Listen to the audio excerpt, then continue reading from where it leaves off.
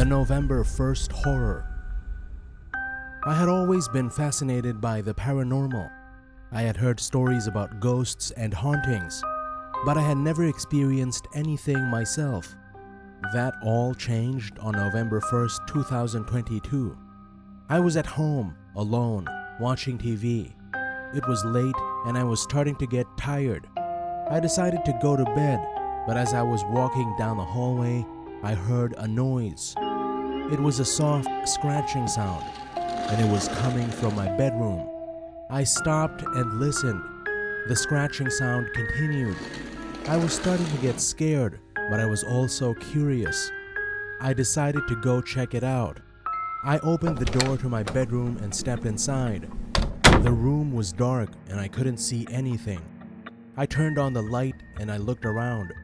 Everything was in its place. There was nothing out of the ordinary. I started to walk out of the bedroom, but then I heard the scratching sound again. It was louder this time, and it was coming from under my bed. I got down on my hands and knees and looked under the bed. I couldn't see anything, but I could feel something moving. I reached under the bed and felt something soft and furry. I pulled it out and it was a cat. I was relieved.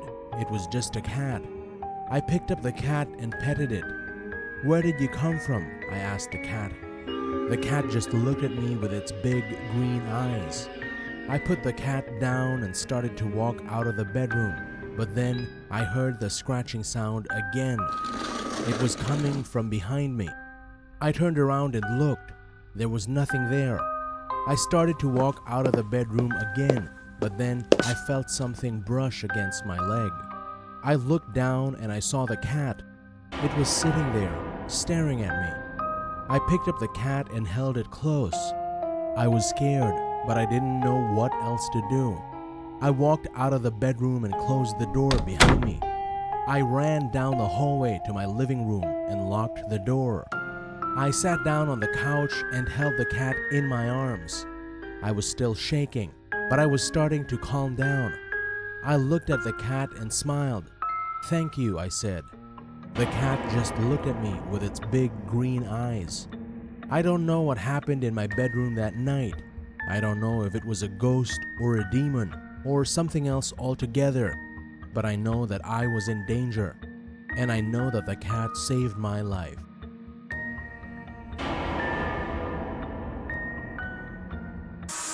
The malevolent November 1 gathering. It all began with an unexpected invitation. A peculiar letter arrived in my mailbox a week before November 1st, bearing no return address and only the words, "The November Gathering," written in elaborate calligraphic script. Intrigued and a little unnerved, I decided to attend the event, thinking it might be an eccentric post-Halloween gathering. The gathering's location was an old, decrepit mansion in the outskirts of town. Arriving there, I found myself among a small group of strangers, all similarly drawn to this enigmatic invitation. The atmosphere inside was unsettling. Cobwebs hung in every corner, and ancient, dusty portraits stared down at us with eerie indifference. As the evening progressed, things grew stranger. Guests whispered among themselves about the peculiar host of the gathering, a figure known only as the Keeper of Shadows. He was described as a tall, cloaked figure, his face obscured by a mask. No one seemed to know how or why they were invited, but an underlying tension permeated the room. Just as I contemplated leaving, the lights dimmed and eerie candlelight illuminated the chamber. A hush fell over the attendees as a figure stepped onto a raised platform. The Keeper of Shadows had arrived. He spoke in a low, chilling voice, welcoming us to a celebration of the unknown. The gathering continued with bizarre activities. We participated in seances, chanted cryptic incantations, and even witnessed peculiar apparitions that left us speechless. It was as if the supernatural energies of Halloween night had lingered into November 1st, intensifying the eeriness. As the night wore on, I noticed that the other guests had become increasingly unsettled. Fear danced in their eyes, and whispers of regret circulated.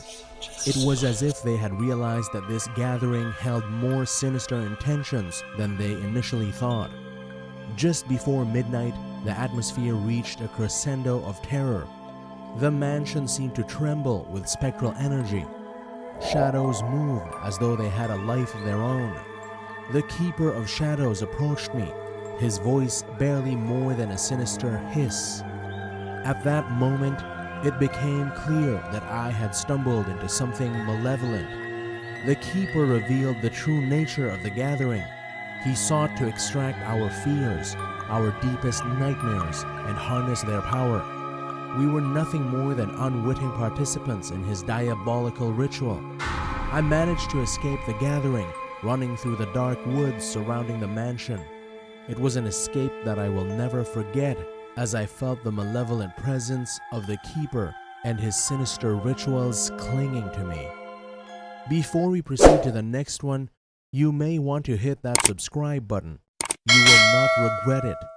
Let's move on.